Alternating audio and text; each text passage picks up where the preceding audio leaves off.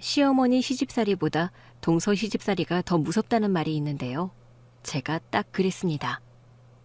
시어머니는 막내 며느리라고 절 예뻐하셨습니다. 하지만 형님들은 달랐어요. 손윗동서 노릇을 톡톡히 했죠. 동서, 이런 건 막내가 알아서 하는 거야. 우리가 꼭 입을 대야겠어? 하기 싫은 일은 늘 막내 며느리가 하는 거라고 했습니다. 형님, 어디 가서 그런 말씀하시면 꼰대 취급받아요. 요즘 같은 세상에 막내 할 일이 따로 있나요? 다 같이 즐기고 놀았으면 뒷정리도 같이 해야죠. 하지만 저도 참고 있지만은 않았습니다. 너무하다 싶으면 얘기를 했어요. 하여튼 동서는 그게 문제라니까. 큰형님이 말씀하시면 네 하고 대답할 것이지. 꼭 토를 단다니까? 그런데 제가 첫째 형님 얘기에 대꾸를 하면 둘째 형님이 득달같이 나서서 꼭 한마디씩 거들었습니다. 이래서 어른들이 가정교육이 중요하다고 하시나 봐. 없는 집안에서 자라 그런지 동서는 참 윗사람에 대한 예의가 없네. 안 그래요, 형님?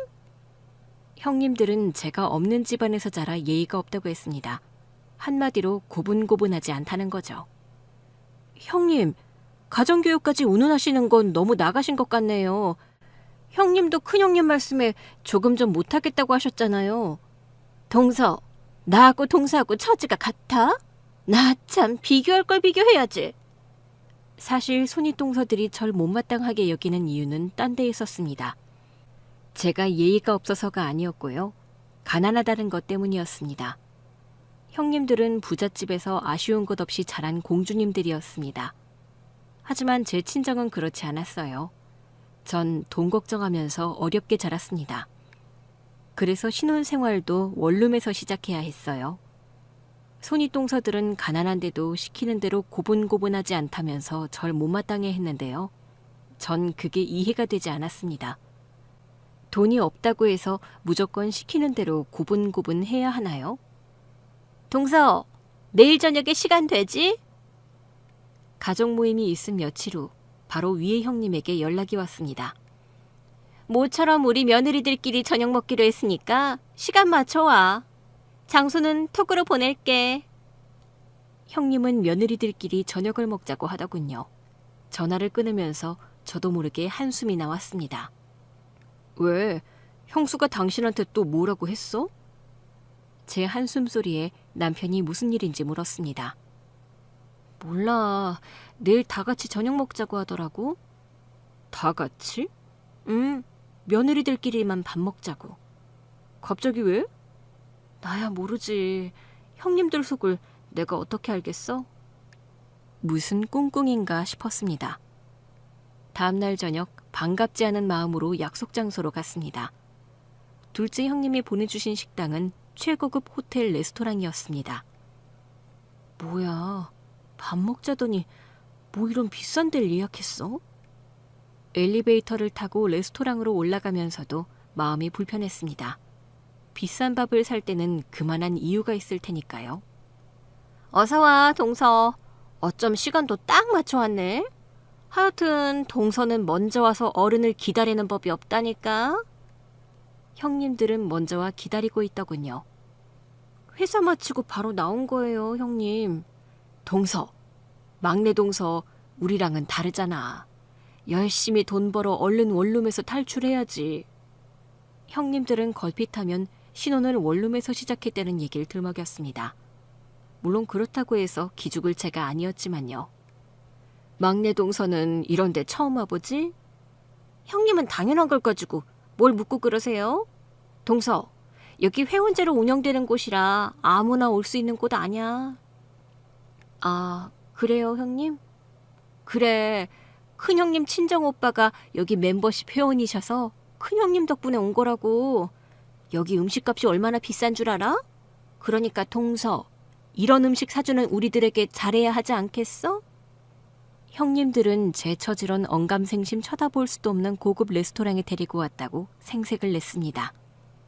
그러지 말고 주문들 하지 그래? 배 안 고파? 그럴까요, 형님? 형님은 뭐 드시겠어요? 첫째 동서가 한번 추천해봐. 동서, 미슐랭 식당 가는 게 취미잖아. 형님도 참. 그럼 제가 추천을 한번 해볼까요? 고급 레스토랑이어서인지 메뉴판부터가 달랐습니다.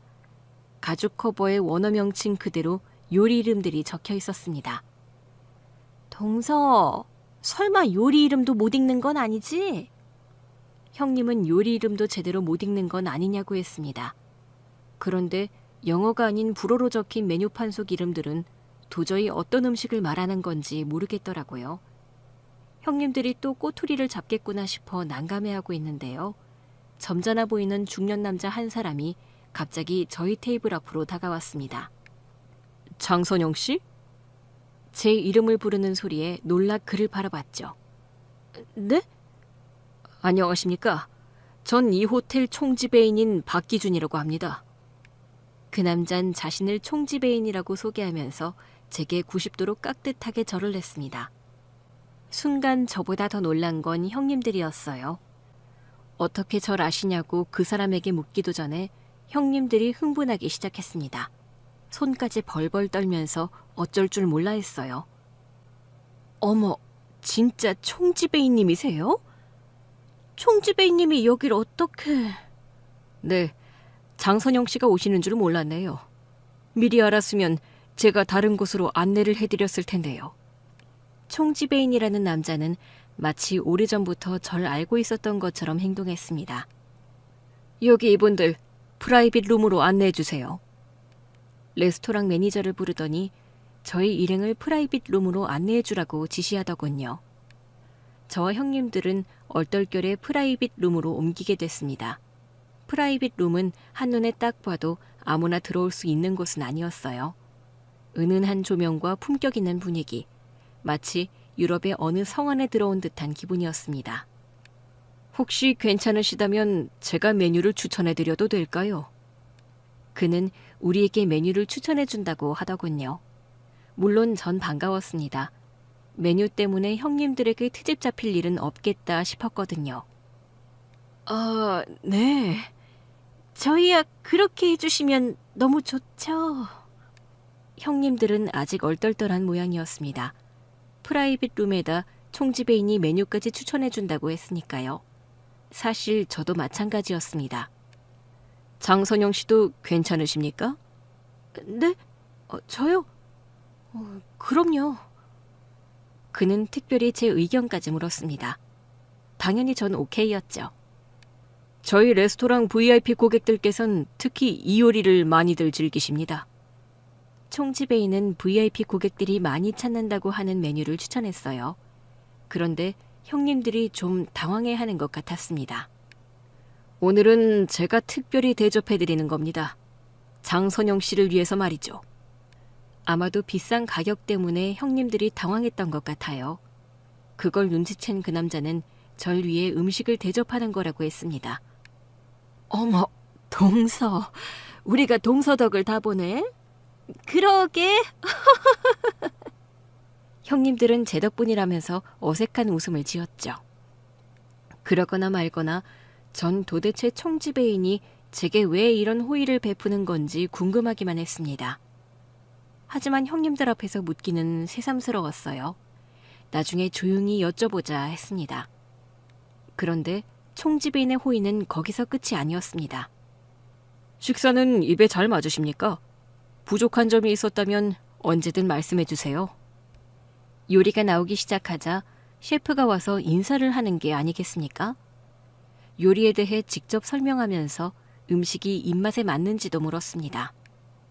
네, 셰프님의 정성이 느껴집니다. 너무 맛있습니다. 진심이었습니다. 고급스러운 분위기에 품격이 느껴지는 요리까지 저와 형님들이 특별한 대접을 받고 있다는 걸 느낄 수 있었습니다. 덕분에 형님들은 코가 납작해졌죠. 동서, 도대체 총지배인하고는 어떻게 아는 사이야? 그 사람 워낙 바빠서 VIP들도 얼굴 보기가 쉽지 않다던데. 동서랑은 보통 사이가 아닌가 봐. 호텔에서 나오자마자 형님들은 총지배인과는 어떤 사이냐고 캐묻기 시작했습니다. 제가 좀 발도 넓고 인간관계도 좋은 편이라서요. 전 대충 둘러댔습니다. 형님들에게 어떻게 된 일인지 모른다는 말은 하기가 싫었어요. 가난하다고 은근히 무시하던 형님들 코를 납작하게 만들어 통쾌했거든요. 자기, 왠지 기분 좋아 보인다? 웬일이야? 집으로 들어갔는데도 콧노래가 절로 났습니다. 태어나서 처음 받아본 VIP 대접도 기분 좋았고요. 무엇보다 절 부러운 듯이 바라보던 형님들 얼굴이 생각나 흐뭇했죠. 오늘 나 기분 완전 최고야. 최고의 기분이라는 말에 남편은 의아한 듯 절 바라봤습니다. 오늘 형수님들 만난다고 하지 않았어? 만났지? 근데 자기 웬일이야? 형수님들 만나고 오면 늘 기분 안 좋았잖아. 오늘은 아니야. 형님들 오늘 내 덕을 톡톡히 봤거든. 응? 그게 무슨 말이야? 전 남편에게 있었던 일에 대해 얘기해줬습니다. 총지배인이 식사를 대접했다고? 그것도 거기서 가장 비싼 요리였어. 셰프까지 나와서 우리한테 인사했다니까? 왜? 그 사람이 자기한테 왜 그런 호의를 베푼 건데? 모르지. 나도 그게 궁금하거든. 자기, 그 사람 처음 본 거 맞아? 맞다니까. 자기 알잖아. 나 사람 얼굴 기억 잘하는 거. 그런데 처음 본 사람이 어떻게 자기 이름까지 정확하게 기억하고 있을 수 있어? 그러게. 당장 가서 알아봐. 뭔가 찝찝하다고. 남편은 당장 가서 총지배인에게 물어보라고 했습니다. 절 어떻게 아는지 말이죠. 저도 그래야겠다고 생각했었는데요. 회사에 급한 일이 생겨 이틀은 꼼짝할 수가 없었습니다. 사흘 뒤 호텔로 찾아갔어요. 그런데 총지배인이 유럽 출장을 갔다고 하더라고요. 그래서 전 제 연락처만 남기고 돌아왔습니다. 총지배인님 돌아오시면 이 번호로 꼭 연락달라고 말씀드려주세요. 장선영이라고 하면 아실 거예요. 부탁드립니다. 네, 총지배인님께 전해드리겠습니다. 제 전화번호를 남긴 뒤 연락이 오기만을 기다렸죠. 그런데 그 주 주말에 또 일이 터지고 말았습니다. 곧 다가올 시어머니 생신을 의논하기 위해 형제들이 모였는데요. 거기서 형님들이 우리가 갔었던 호텔 레스토랑에서 어머님 생신 축하 식사를 하자고 했어요. 글쎄, 동서랑 그 호텔 총지배인이랑 친하더라고요. 정말입니까, 재수씨? 그렇다니까요, 아주버님. 동서를 보고선 반색하던데요. 안 그래요, 형님? 나도 깜짝 놀랐다니까, 여보. 동서 덕분에 VIP들만 갈 수 있다는 프라이빗 룸에서 식사까지 했다고. 형님들은 실제보다 더 부풀려서 그날 일을 설명했어요.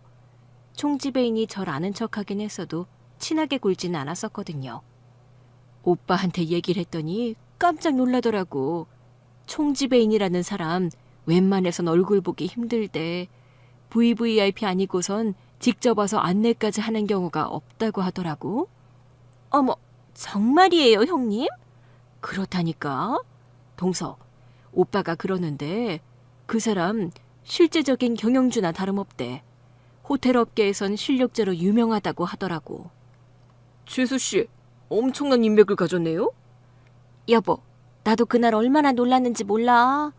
동서 덕분에 최고급 요리를 공짜로 먹었다니까? 형님들이 띄우기에 좀 불안하긴 했었습니다. 칭찬으로 끝날 것 같진 않았거든요. 아니나 다를까 호들갑스런 띄우기 끝에 형님들은 어머님 생신 식사를 그곳에서 하자고 했습니다. 뭐? 그 레스토랑에서 하자고? 우리만 갔다 와 미안해서 그래. 어머님도 그런 고급스러운 곳에서 품격 있는 식사 즐기시면 좋잖아. 형수님, 그런데 거기 회원제로 운영된다면서요. 저희 가족들 들어갈 수 있어요? 아유, 서방님. 막내 동서가 있는데 무슨 걱정이세요? 그래, 여보. 동서가 총지배인한테 부탁하면 되지. 어머님 생신이니 자리 좀 예약해달라고. 그날 보니까 동서 말 한마디면 충분하겠던데? 안 그래, 동서? 형님들은 제 빼기면 충분하다면서 강하게 밀어붙였습니다. 그때 안 된다고 거절했어야 했는데요. 어머님까지 기대에 차서 바라보시는데 차마 모르는 사람이라고 얘기할 수가 없었어요. 우리 막내 며느리 덕분에 내가 팔자에도 없는 호강을 해보겠구나. 네, 어머니. 어정쩡한 대답을 남기고 집으로 돌아왔죠. 자기, 이제 어떡할 거야? 걱정이 된 남편은 어떻게 할 거냐고 제게 물었습니다. 몰라. 그렇게 솔직하게 얘기를 하지 그랬어. 어떻게 그래? 자기도 봤잖아. 형님들이 일방적으로 밀어붙이는 거. 그러니까 사실대로 얘기를 했어야 한다는 거잖아. 멤버십으로 운영되는 식당이라면서 자기가 무슨 수로 거길 예약해? 그러다 나중에 더 창피를 당할 수 있다고. 절 염려해서 하는 말이란 건 알고 있었지만요. 남편의 얘기에 짜증이 치밀었습니다. 뭐? 창피를 당해? 자긴 그렇게밖에 얘기 못해? 아니, 난 자기가 걱정돼서 그런 거지. 하! 걱정? 걱정되면 어떻게 해서든 해결할 생각을 해야지.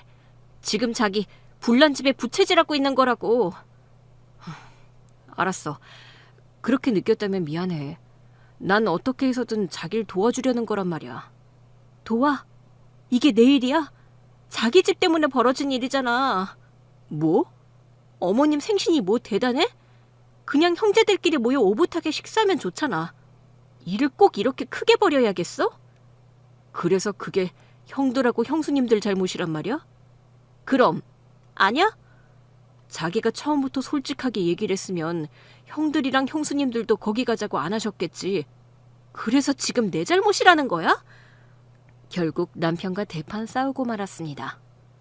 형님들이 사사건건 원룸에서 산다고 무시하지만 않았어도 나 얘기했을 거야. 원룸에 신혼살림 차린 게 뭐가 잘못됐어? 돈 없으면 형님들이 하라고 하는 건 무조건 해야 하는 거야? 전 그동안 쌓아뒀던 불만을 남편에게 퍼부었어요. 말을 말자. 남편은 말을 말자더니 나가버리더군요. 저도 속상했습니다. 남편에게 괜한 화풀이를 한 것 같아 미안한 생각도 들었어요. 또 당장 발등에 떨어진 불을 어떻게 꺼야 하지 난감하기만 했죠.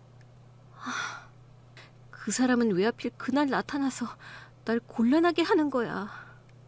애꿎은 총지배인 탓도 했습니다. 제 체면을 살려줬을 땐 그렇게 고마워했으면서 말이죠. 아니지. 아무리 그래도 내가 총지배인을 탓하면 안 되지. 어쨌든 나한텐 고마운 분이잖아. 하루에도 몇 번씩 마음이 왔다 갔다 했어요.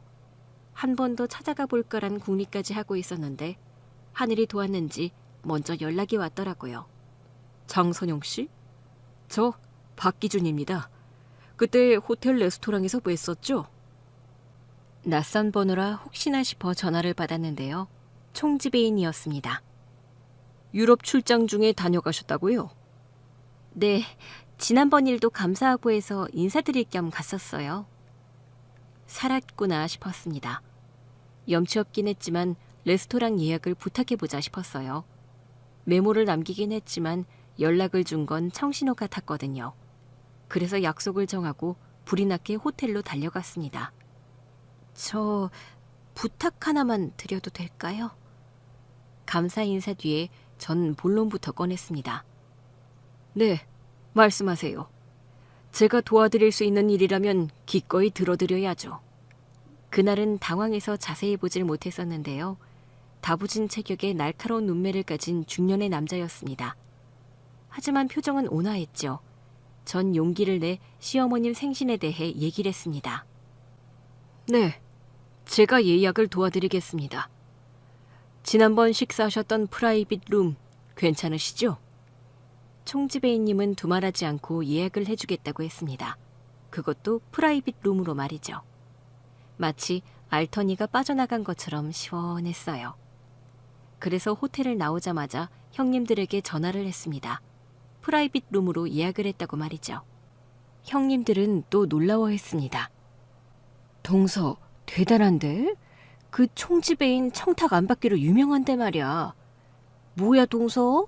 도대체 어떤 관계길래 어머님 생신 장소까지 프라이빗 룸으로 해주겠다는 거야? 형님들은 저와 도대체 어떤 관계냐며 또 캐물었습니다. 그런데 저도 궁금했어요. 예약을 도와주겠다는 약속 후 그걸 물으려고 하는데요. 비서가 들어와 회의가 있다고 하더군요. 그래서 더 얘기를 나눌 수가 없었습니다.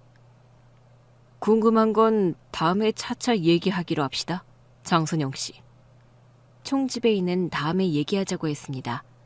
저에게 대하는 태도가 호의적인 걸 봐선 분명 이유가 있는 게 분명했는데요. 도대체 그게 뭔지를 모르겠더라고요. 수상하긴 해.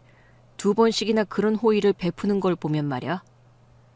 레스토랑 프라이빗 룸을 예약했다는 소식을 전했더니 남편은 기뻐하면서도 한편으론 수상쩍어 했습니다. 세상에 공짜가 어딨어. 안 그래 자기야? 자기 말이 맞긴 한데 나한테 뭘 바라고 그러는 것 같진 않더라고. 호텔 총지배인이라는 사람이 나한테 바랄 게 뭐 있겠어? 가진 것도 나보다 훨씬 많은데. 안 그래? 돈 말고 다른 걸 바랄 수도 있지. 다른 거 뭐? 그 사람 정도면 나 아니라도 해주겠다는 사람들 많을걸? 어라? 자기 벌써 넘어간 거야? 자기 사람들한테 쉽게 점수 주고 그런 사람 아니잖아. 나 참, 내가 또 언제 그랬다고. 자기 만만한 사람 아니야. 그래서 형수님들이 당신 군기 잡으려고 그러는 것도 있다고. 시댁이 군대야? 막내라고 군기 잡게? 알았어. 내가 또 말 실수했어. 좋은 날 형수님들 얘기로 싸우지 말자. 응? 사실 남편하고는 형수님들 얘기 말고는 다툴 일이 없었습니다. 먼저 결혼한 친구들이 시댁일 아니면 싸울 일 없다는 말이 무슨 뜻인지 결혼해보니 알겠더군요. 자기 말이 맞아. 남 얘기로 우리가 다툴 필요 없지? 골치 아픈 일이 해결되고 나니 마음이 가볍더군요. 생신날 어머님은 어린애처럼 좋아하셨습니다. 아이고, 내가 우리 막내 며느리 덕분에 이런 데를 다 와보는구나. 제 손을 잡고 기뻐하시는 어머님을 보니 뿌듯했습니다. 며느리로서 효도를 다한 것 같았어요. 그러게요. 막내 재수 씨 덕분에 우리 모두 호강하네요. 제 덕분이라니요. 아주버님, 전 예약한 것밖에 없는데요. 그래서 덕분이라는 겁니다. 여긴 VIP들이나 올 수 있는 프라이빗 룸이라면서요? 맞아. 우리 지난번에도 여기서 식사했어. 그땐 셰프가 직접 요리에 대해 설명을 해줬어, 여보. 진짜? 셰프가 인사를 왔었다고? 네, 서방님. 셰프한테 설명을 들으니까 음식이 왠지 더 맛있더라고요. 재수씨, 그럼 오늘도 셰프가 와서 직접 설명해 주는 겁니까? 네? 형, 번거롭게 뭐하러 그래. 우리끼리 오붓하게 먹으면서 엄마 생신 축하하자고. 혹시나 제가 곤란해질까봐 남편은 가족끼리 오붓하게 식사하자고 했습니다.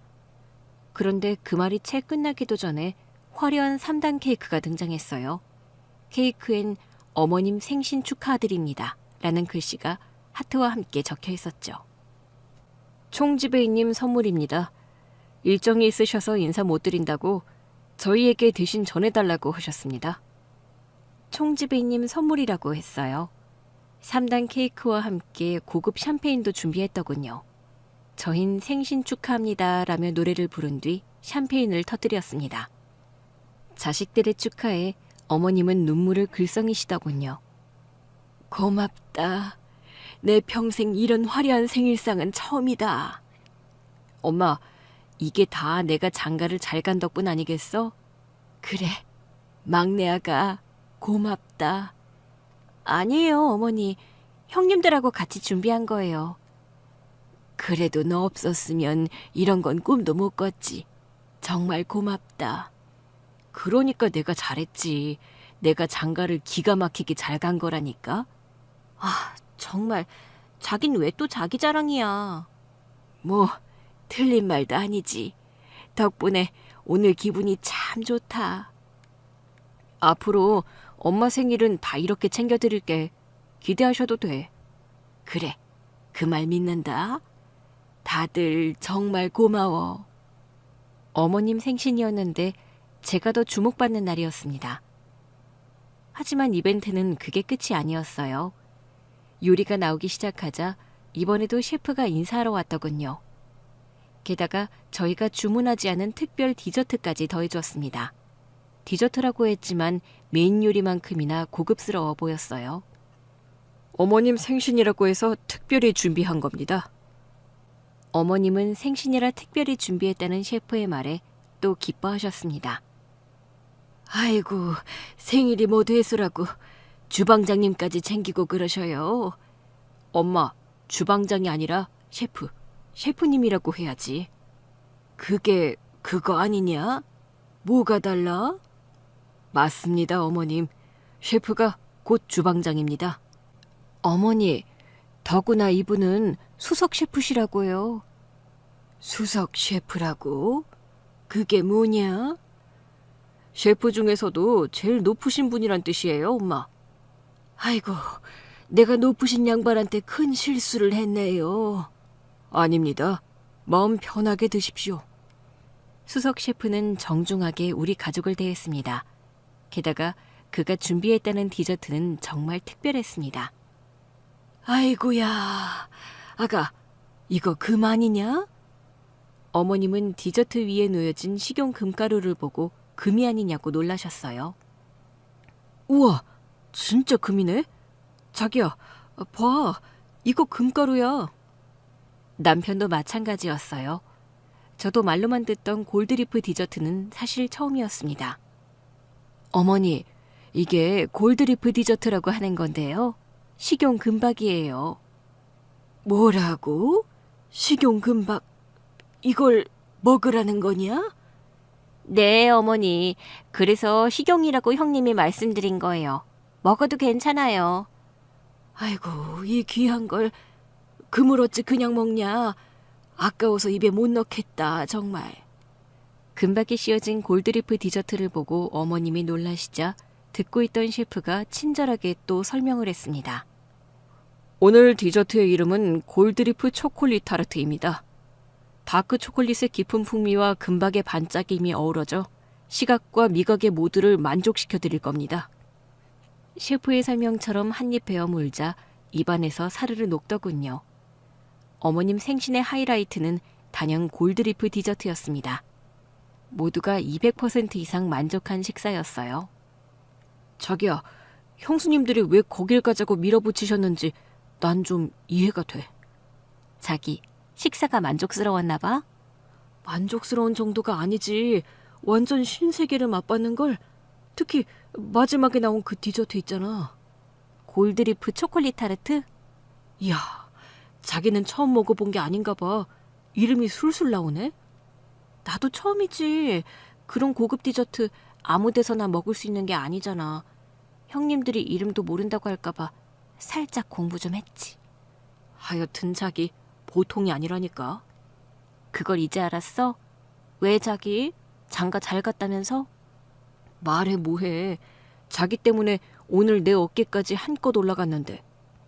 남편도 기분 좋은 모양이었습니다. 하긴 그날 이후로 형님들이 절 대하는 분위기가 달라지긴 했어요. 좀 더 너그러워졌다고 해야 할까요? 아무튼 고분고분하지 않다는 지적은 더 이상 하지 않았습니다. 자기야, 우리 총지배인이라는 분한테 인사 한번 드려야 하지 않을까? 수석 셰프가 신경을 쓴 이유도 결국 그분 때문이잖아. 남편은 총지배인에게 시간 내서 인사드리러 가자고 했어요. 자기도 같이 가게? 당연하지. 우리 엄마 생신에 신경 써주셨는데 나도 고맙다는 인사를 해야지. 그래서 남편과 함께 총지배인을 찾아갔습니다. 물론 사전에 약속을 하고선 말이죠. 감사의 마음을 담은 작은 선물도 준비했습니다. 총지배인님 덕분에 어머님과 가족들이 모두 행복한 시간을 보냈어요. 네, 저도 그렇고 저희 어머니한테도 잊지 못할 추억이 됐습니다. 감사합니다. 남편과 전 감사하다면서 준비해간 선물을 총지배인께 내밀었습니다. 즐거운 시간 보내셨다니 저도 기쁘네요. 그런데 이게 뭡니까? 마음이 담긴 작은 선물이에요. 총지배인님께 감사의 뜻으로 준비했어요. 어머님 생신도 그렇고 지난번에도 제가 과분한 대접을 받았잖아요. 총지배인은 선물을 내민 절 잠시 뚫어지게 쳐다보더군요. 전 선물을 드리는 게 혹시 실례인가 싶어 당황했습니다. 선물은 이미 받았습니다. 네? 그게 무슨... 총지배인은 이미 선물을 받았다고 했습니다. 남편과 전 무슨 뜻인지 몰라 서로 얼굴만 바라봤어요. 장선영 씨, 정말 제가 조금도 생각이 나지 않나 봅니다. 총지배인은 자신이 조금도 생각이 나지 않냐고 했습니다. 네?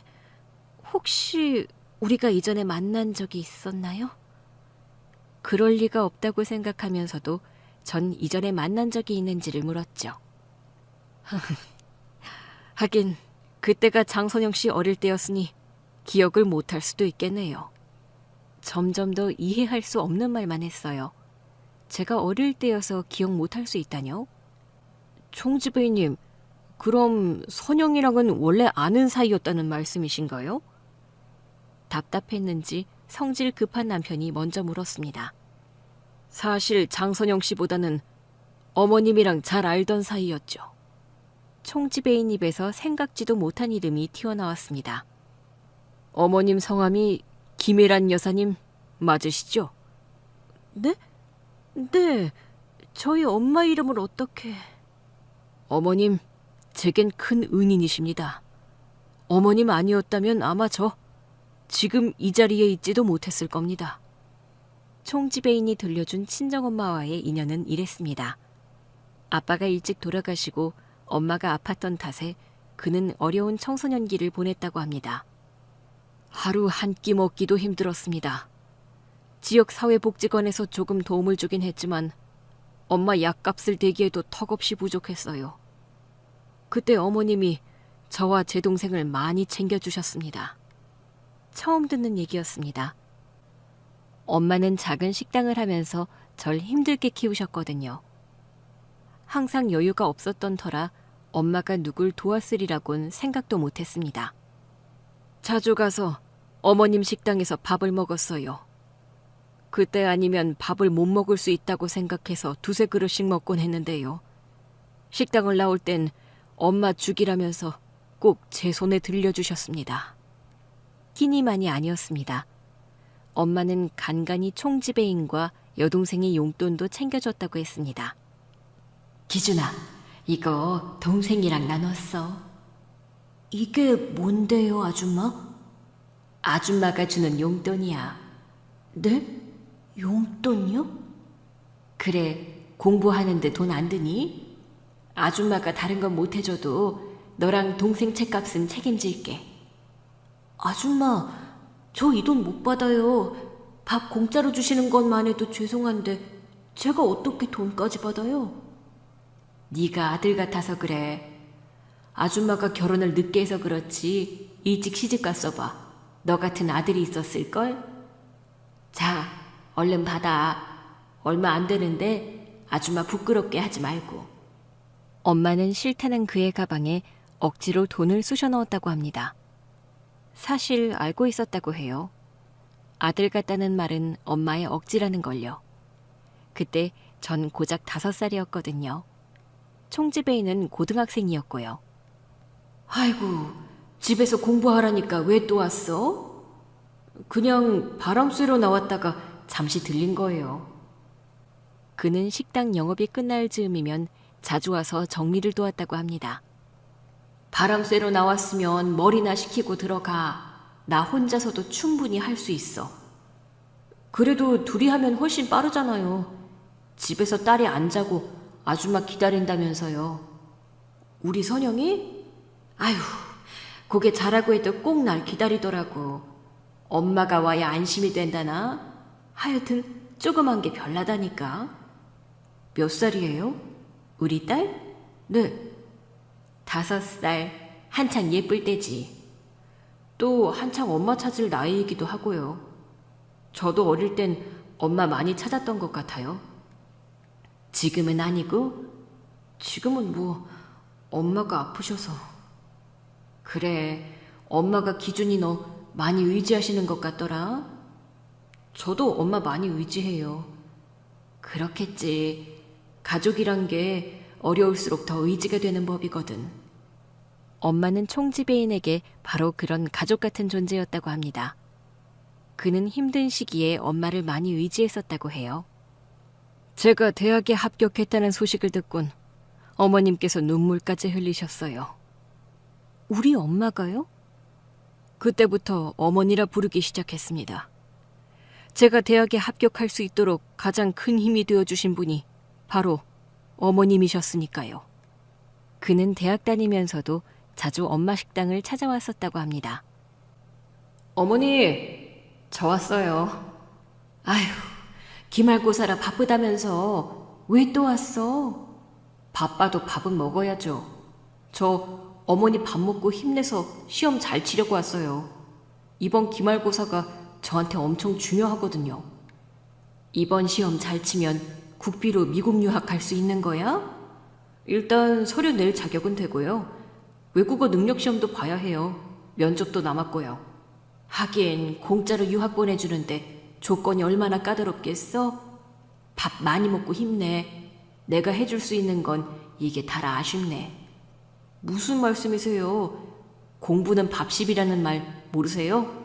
저 지금까지 어머니 밥 먹고 이만큼 공부한 거잖아요. 그래, 내가 기준이 너 밥만큼은 평생 해줄 수 있다. 많이 먹고 가. 네, 어머니. 저 엄청 많이 먹을 겁니다. 정말 엄마의 밥심 때문이었는지 총지배인은 국비 장학생으로 선발돼 미국 유학길에 올랐다고 합니다. 어머니, 저 꼭 성공해서 어머니 은혜 보답할게요. 아휴, 보답이라니. 무엇보다 건강해야 해. 건강 잃으면 아무 소용 없어. 알았지, 기준아? 걱정 마세요. 건강 하나는 저 자신 있어요. 외롭고 힘들면 버티려고 하지 말고 언제든 돌아와. 네, 어머니. 명심하겠습니다. 그게 엄마와의 마지막이었다고 합니다. 부푼 꿈을 안고 미국에 갔지만 유학 생활이 녹록지 않았다고 합니다. 변명 같지만 어머니한테 연락드리고 할 여유가 없었습니다. 적응도 그렇고 공부도 쉽지 않았어요. 또 외롭기도 했다고 합니다. 그래서 더 연락할 수 없었다고 해요.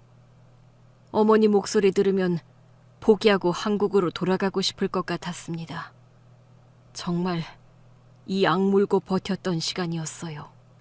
그렇게 힘들었던 유학 생활을 정리하고 한국으로 돌아와 그가 가장 먼저 찾은 곳은 엄마 식당이었다고 합니다. 반가움에 문을 열고 식당 안으로 들어섰는데요. 엄마는 보이지 않고 웬 낯선 여자가 주방을 지키고 있었다고 합니다. 어머니, 저 왔습니다. 사장님 안 계세요? 사장? 난데요? 왜 그러세요, 손님? 아줌마가 사장님이라고요? 아, 전에 여기서 식당 하셨던 분이요?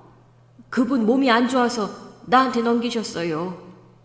몸이 안 좋으셨다고요? 암이라고 하더라고. 꽤 오래전부터 앓으셨는데 얘기를 안 했었나 봐요. 하루는 딸이 와서 난리를 쳤어요. 당장 식당 팔라고. 그래서 내가 인수했죠. 그 후엔 어떻게 됐는지 모르세요? 몰라요. 뭐 병원에 입원하지 않았겠어? 그때 딸이 얘기를 하는 걸 들으니 당장 수술해야 한다고 하던데. 혹시 어느 병원인지는 아세요? 나야 모르죠. 계약도 딸이 와서 했어. 아니면 엄마가 또 일하러 나올 거라면서. 총지배인의 얘기를 들으니 그때 일이 생각나더군요. 제가 갓 대학에 입학했을 무렵이었습니다. 엄마가 자주 소화가 안 된다는 얘기를 했었어요. 전 식당 일 때문에 식사가 불규칙적이라 소화장애가 생겼나라고 가볍게 생각했었습니다. 엄마, 그러지 말고 병원에 가봐. 알았어. 알았다는 말만 하지 말고 오늘은 꼭 병원에 가라니까? 알았다는데 얘가 왜 이리 잔소리가 길어? 엄마, 어젯밤에도 먹은 거 다 토했잖아. 병원 가서 진료받고 약 먹어야 한다니까? 그때 제가 억지로 엄마를 데리고 병원에 갔어야 했습니다. 지금 생각해도 후회되는 일이었어요. 그땐 갓 대학에 입학한 새내기라 엄마한테까지 신경이 가지 않았습니다. 말로만 병원 가보라고 했을 뿐이에요. 엄마 상태가 심각한 걸 알게 된 건 우연이었습니다. 엄마, 뭐해? 또 체했어? 자다가 물을 마시기 위해 나왔는데 엄마가 욕실에서 토하고 있었어요. 그러게 내가 병원 가보라고 했잖아. 전 엄마 등이라도 두드려줘야겠다 싶어 다가갔는데요. 순간 놀라고 말았습니다. 엄마가 시뻘건 피를 토하고 있었어요. 엄마, 이게 뭐야? 엄마는 거의 정신을 잃은 상태였습니다. 전 당장 119에 전화를 해서 구급차를 불렀습니다. 위암입니다. 상태가 심각한데 모르셨어요? 엄마는 위암이라고 했습니다. 꽤 오래전부터 아팠는데 방치했던 거였어요. 저 때문이었습니다. 저 대학 보낸다고 엄마는 자신의 몸을 돌보지 않았던 겁니다. 엄마의 병명을 안 뒤 식당을 정리하자고 하자 엄마는 제가 대학 졸업할 때까진 안 된다고 했습니다. 엄마, 지금 대학이 문제야? 너 대학은 졸업해야지. 엄마가 아픈데 무슨 대학이냐고. 당장 수술해야 한다잖아. 엄마 괜찮아. 너 대학 졸업할 때까지 엄마 버틸 수 있어. 괜찮긴 뭐가 괜찮아. 엄마가 의사야? 버티긴 뭘 버텨. 선영아, 엄마 소원 알잖아. 너만큼은 엄마가 꼭 대학 졸업시키고 싶어. 알아. 나도 안다고. 대학은 나중에 졸업하면 되잖아. 응? 엄마. 공부도 다 때가 있는 법이야. 때 놓치면 너 엄마처럼 산다? 엄마가 뭐 어때서? 세상에 엄마 같은 사람이 어딨다고. 엄마는 집안 형편이 어려워 공부를 계속 못한 게 한이라고 했습니다. 그래서 저만큼은 꼭 대학을 졸업시키고 싶어 했어요. 엄마 힘으로 말이죠. 안 돼. 식당은 절대 안 돼. 엄마 식당 일 계속하면 나 당장 학교 그만둘 거야. 자퇴할 거라고. 자퇴할 거라고 협박해서 겨우 식당 일을 접게 했습니다. 그리고 바로 수술 날짜를 잡았어요. 선영아, 미안해. 엄마가 너 공부 끝까지 시키고 싶었는데. 엄마, 그런 말이 어딨어. 나한텐 대학보다 엄마가 더 소중하단 말이야. 그리고 공부는 다시 하면 돼. 엄마 낳으면 바로 복학할 거니까 엄마는 얼른 낫기만 하라고. 간호하는 내내 엄마는 제게 미안해했습니다. 그럴 때마다 전 엄마가 낳으면 바로 복학할 거라고 안심시켰는데요. 엄마는 끝내 제 졸업식을 보지 못했습니다. 수술 후 항암 치료를 거듭하다 다시 암이 재발하면서 결국 세상을 떠나고 말았거든요. 그때 옆에 있어줬던 사람이 바로 지금의 남편입니다. 당시 과 동기였던 남편은 자주 병원으로 찾아와 지친 절 위로해줬었죠.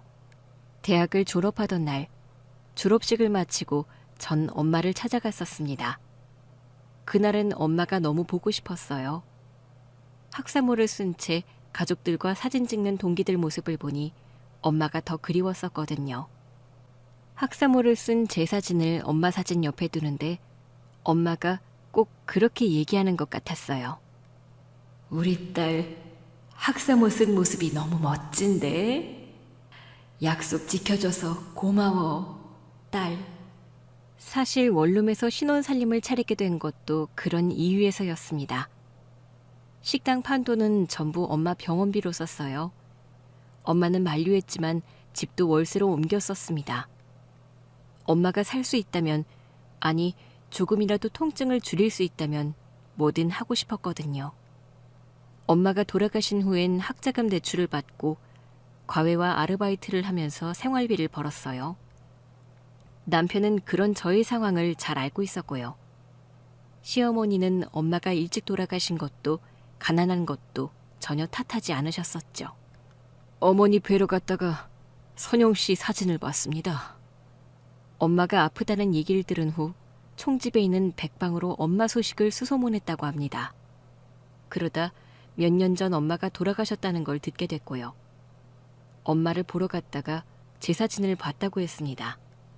선영 씨는 기억 안 나겠지만 전 몇 번 선영 씨를 본 적이 있어요. 제가 식당에서 놀고 있는 걸 몇 번 본 적이 있다고 하더군요. 5살인가? 6살 때였던 것 같은데 선영 씨는 기억 안 나죠? 그때랑은 얼굴이 많이 달라지긴 했어요. 그래도 눈매며 인매에 어릴 때 모습이 남아있네요. 어머니랑 많이 닮기도 했고요. 그럼 엄마 옆에 둔 사진 보고 절 알아보셨던 거예요? 전 첫날 절 알아본 이유에 대해 확인했습니다. 처음엔 긴가민가 했습니다. 그러다 이름을 부를 때 알았어요. 장선영. 제가 기억하고 있던 이름이었거든요. 그래서 확신했습니다. 그럼 왜 처음부터 사실대로 말씀해주지 않으신 건가요? 선영 씨가 제 존재를 아는지 확신할 수가 없었습니다. 갑자기 어머님 얘기를 꺼내는 것도 그렇고. 그는 제가 자신을 모를 수도 있다고 생각했다고 했습니다. 틀리지 않은 판단이었어요. 얘기를 듣다 보니 그런 오빠가 있었다는 생각이 나긴 했지만요. 제겐 생소한 존재였거든요. 이거 얘기를 듣다 보니 장모님이 이어주신 인연이라는 생각이 듭니다. 함께 얘기를 들었던 남편은 엄마가 이어준 인연 같다는 말을 했어요. 그렇죠. 저도 그날 레스토랑에서 선영 씨를 만났을 때 그런 생각을 했었습니다. 어머니가 내 기도를 외면하지 않으셨구나 라고 말이죠. 사실 그날 제가 레스토랑에 왔던 것도 순전히 우연이었습니다. 그는 그날 우연히 레스토랑을 들렀던 거라고 했습니다. 평소엔 사무실 안에서 커피를 드립해서 마시는데요. 그날은 레스토랑에 시원한 아이스커피가 간절하더라는 겁니다. 그래서 직접 커피를 가지러 잠시 들렀었던 거라고 말이죠. 아직은 얼떨떨하죠? 앞으로 자주 보면서 어머님 얘기도 하고 그랬으면 좋겠네요. 뭐 선영 씨만 괜찮으면 오빠가 생겼다고 생각해도 좋고요. 오빠라고 하기엔 너무 나이 차이가 많이 납니까? 하하. 솔직히 얼떨떨한 건 맞았습니다. 엄마가 총지배인의 은인이라는 것도 그렇고 그래서 그 은혜를 나에게 갚으며 살고 싶다는 말도 모두 어리둥절하기만 했어요. 자기야, 장모님 진짜 대단하신 분이다. 그치? 우리 엄마가 그런 분인 줄은 나도 몰랐네. 난 왠지 그러신 분 같더라고. 병실에 갈 때마다 나한테도 얼마나 따뜻하게 해주셨다고. 남편은 엄마가 아픈 모습만 기억하고 있었을 텐데요. 따뜻하다고 얘기하더군요. 자기 엄마 아플 때만 봤잖아. 아프다고 사람이 변하나? 따뜻함은 상관없이 전해지는 거라고. 남편 말이 맞았습니다. 우리 엄마 참 따뜻한 분이셨죠. 동서, 어쩜 그런 인연이 다 있어?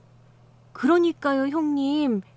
동서, 나 서방님한테 얘기 들으면서 울었다니까. 동서 어머니 정말 대단하셔. 며칠 후 형님들이 집으로 오셨더라고요.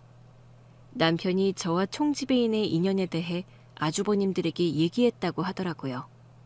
형님들은 아주버님에게 들었을 테죠. 그렇다고 해도 원룸이라고 좁다면서 늘 밖에서 만나자고 하던 형님들이었는데요. 웬일인가 싶었습니다. 원룸이라 그런지 참 아늑하다. 그렇지, 동서? 그러게요, 형님. 이런 데서 살면 부부 사이가 더 좋아질 수밖에 없겠어요. 맞아. 어디 도망갈 데도 없잖아. 싸워도 금방 얼굴 보면서 화해할 수밖에. 어머, 그래서 막내 서방님이랑 동서 사이가 그렇게 좋은가 봐요. 형님들은 작심이라도 한 듯 원룸도 신혼 살림하기엔 꽤 괜찮다고 칭찬했어요. 동서, 그동안 우리 때문에 속상했지? 네? 미안해. 동서 사정도 모르고 우리가 함부로 판단했어. 막내 서방님 얘기 듣고 얼마나 반성했는지 몰라. 그래, 돈이 전부가 아닌데 알면서도 내가 속이 좁았어. 형님들은 제게 미안하다고 했습니다. 아니에요, 형님들. 저도 뭐 고분고분하진 않았죠, 뭐. 아이고, 동서 뒤끝 있다. 아직도 그걸 마음에 두고 있었던 거야? 그런가 봐요. 이럴 땐 머리 좋은 게 꼭 좋은 것만은 아니네요. 그렇죠, 형님? 하여튼 동서는 한마디도 안 줘. 그래야 우리 막내 동서죠? 안 그래요, 형님? 그게 또 그러네? 형님들과는 그렇게 유쾌하게 화해를 했습니다. 하나의 매듭이 풀리니 엉켜있던 실타래가 거짓말처럼 술술 풀려나가는 기분이었어요. 총지배인과의 관계도 정리가 됐습니다. 오빠라고 부르기로 했어요. 남편은 처갓집 식구가 생긴 것 같다고 좋아했어요. 형님, 이번 주말 약속 있지 않으셨죠? 그래, 처남이나 늦지 말라고. 가끔 총지배인, 아니 오빠 가족들과 만나 식사도 하고요. 화창한 날엔 캠핑도 가고 그럽니다. 친정이 생긴 것 같아 저도 든든하더라고요. 선영아, 곧 어머니 기일이지? 이번 기일엔 같이 갈까? 오빠도 가려고? 휴가 시즌이라 호텔 많이 바쁘다면서. 아무리 바빠도 어머니 기일엔 가야지. 오빠는 얼마 남지 않은 엄마 기일에 같이 가자고 했습니다. 오빠와 제가 함께 온 모습을 보면 엄마도 무척 좋아하시겠죠? 엄마가 이어준 인연이니까요.